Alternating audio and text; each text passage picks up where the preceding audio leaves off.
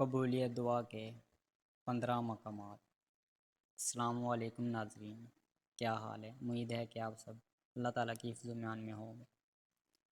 ناظرین گرامی، آئیں آپ کو قبولیت دعا کے 15 ایسے مقامات کے بارے میں بتاتے ہیں، اور جو سب سے آخر والا ہے وہ تو نہایت ضروری ہے، وہ لازمی سنیے گا۔ دعا مانگنا عبادت ہے، بلکہ عبادت کا مغز ہے۔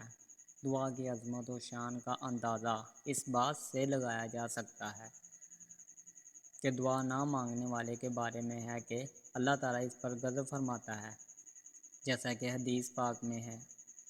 ابو ہریرہ رضی اللہ تعالیٰ عنہ سے مروی ہے، فرماتے ہیں رسول اللہ صلی اللہ علیہ وآلہ وسلم نے فرمایا، جس شخص نے اللہ تعالیٰ سے سوال نہ کیا، اللہ تعالیٰ اس پر اور کبھی دعا کی قبولیت اس مقام کی وجہ سے بھی ہوتی ہے جہاں پر دعا کی جائے۔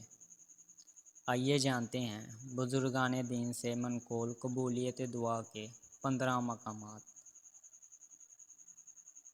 داخل بیت اللہ شریف، بیت اللہ کی عمارت کے اندر۔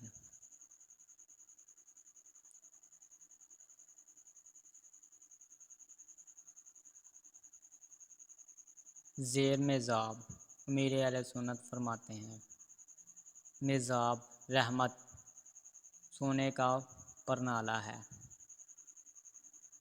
یہ رکن عراقی و شمالی کی چھت پر نصب ہے۔ اس سے بارش کا پانی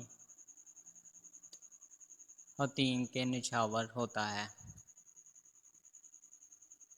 حتیم کعبہ معظمہ کی شمالی دیوار کے پاس نصف دائرے کی شکل میں فصیل یعنی باؤنڈری کے اندر کا حصہ۔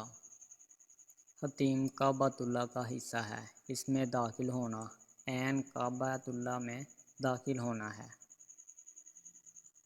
ملتزم رکن اسود اور باب کعبہ کی درمیانی دیوار۔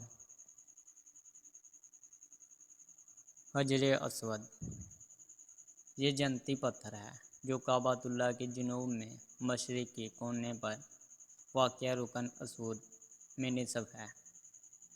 مسلمان اسے چومتے اور استلام کرتے اپنے گناہ دھلواتے ہیں۔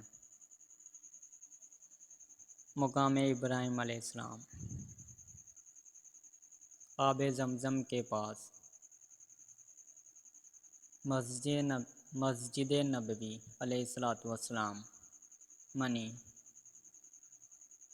مزدلفہ خصوصاً جبل قزح کے پاس۔ نظرگاہ کعبہ، جہاں کہیں سے بھی کعبہ شریف نظر آئے وہ جگہ بھی مقام قبولیت ہے۔ عرفات خصوصاً موقف نبی علیہ السلام کے پاس۔ صفا مروہ مواجہ سید عالم صلی اللہ علیہ وآلہ وسلم۔ امام ابن جزری فرماتے ہیں، دعا یہاں قبول نہ ہوگی تو کہاں ہوگی؟ ناظرین، آخری جو مقام ہے وہ ہمارا بھی ایمان ہے۔ بزرگان دین کے مزارات کے پاس، بلکہ بزرگوں کے پاس دعا مانگنا سنت انبیاء علیہ السلام ہے۔ زکریا علیہ السلام نے بھی بی بی مریم کے پاس کھڑے ہو کر اولاد کی دعا کی۔ ترجمہ کنز الایمان۔ یہاں پکارا زکریا اپنے رب کو، بولا، اے رب میرے، مجھے اپنے پاس سے دے ستری اولاد، بے شک تو ہی ہے دعا سننے والا۔ اولیاء اللہ رحمت رب کے مراکز ہیں، یہاں سے رحمت ملتی ہے۔